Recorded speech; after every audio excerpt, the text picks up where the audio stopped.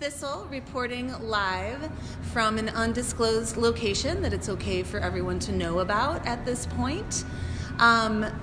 Ladies, is it all right if I disclose the location right now? We're in Seattle. We're in Seattle. We're 3 blocks away from the public library, which was the scene of the so-called action last night. And Vajra Ma is with me, and so is Courtney CatEarth. Welcome. Thank you. Yeah. And so I wanted to ask you, what are your impressions coming away from what you experienced last night? Do you think there was a stride made in the feminist movement last night? Or do you think it was just like a few baby steps forward? What is your impression of last night and what it's done for our movement? Don't take it. I think that any movement is big movement within the women's community. I don't think that you can take anything for granted. So many hands make light work. The women that showed up last night on the panel have been working on this endeavor for years. They're sacrificing their livelihoods, their money, their friendships, their status, all these things to promote the truth and to get reality out in front of the masses. So I don't minimize this in any way. The only part of it that I'm taking away with is that the fear factor that went into the production of this event was huge. And that was my commentary last night, was that we can't negate the narrative and the strong hold that the men's rights activists, the TRAs, have on the general media. And that's what Thistle and I and Wolf and others are trying to get out in our independent media, is that their bark is bigger than their bite. They had the entire town up in a frenzy that they were threatening bomb threats, they're threatening people's lives. And the reality is that the Seattle Public Library really held their own last night. They did a marvelous job. Yay for public libraries. Do you think that this is going to help? Vajra, you can probably talk about this. Is this going to help other women in other cities similar to Seattle to have public library events? Absolutely. This was a game changer because this is setting a precedent for the other libraries across the country.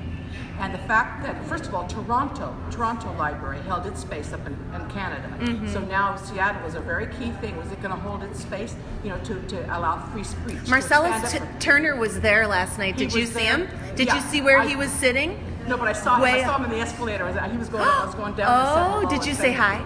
I did too. I think he got a lot of thank yous last night. Yeah, but what's important is this sets a precedent, and this is turning the tide for women. I think it was a very significant event. And Seattle police did a fantastic job. They had them all contained. Well, how many police were there? Because, it looked like there were more police than protesters to me. I would say it was 30. I would say that, so I was checking badges, I would say there was maybe 80 to 100 protesters at the peak of their protest, moment. And you were out there for 25 seconds. Where is that footage? Remember, it was like you and LJ were out there for 25 seconds before and you were great. You were like, oh, I'm not supposed to be here? Well, oh my gosh, I'm sorry. But right. So we got out there, we got a little bit of footage of the protesters, but what was interesting is they did, they wanted to remove us from any potential harm, which I actually very much appreciated. They were doing their jobs. I was behind the scenes quite a bit, running back and forth behind the auditorium. Every time I went to go do anything, I had a cop following me and, escorting me to the bathroom and doing what I needed to do. I felt totally safe. I felt completely safe. They did fantastic. You felt safe? Yeah. Wow. Yes. I didn't because, I don't know. I'm not very trusting when there's bomb threats. Like, I was really nervous and intimidated when I came into this. Right. And actually, when I stepped outside while the speakers were speaking, because I had to go to the bathroom. And I thought, how ironic, because I asked one of the security guards to go to the bathroom with me. I was that scared. And we looked under the stalls. I felt like a 5-year-old. You know what I mean? And she didn't make fun of me. It was a she officer, and she actually worked for the Seattle Public Library. She was a security officer with the Seattle Public Library. They came in with dogs sniffing everybody in the library. They did? On the they took the bomb scare very seriously. Oh my God! What day was that? Out, so they what day? The day of. The day of. Okay. Right before. Yeah, Tony. I think Tony actually got Richard got sniffed. Yeah, and there might be some footage of that. So it's two things. There's a juxtaposition here.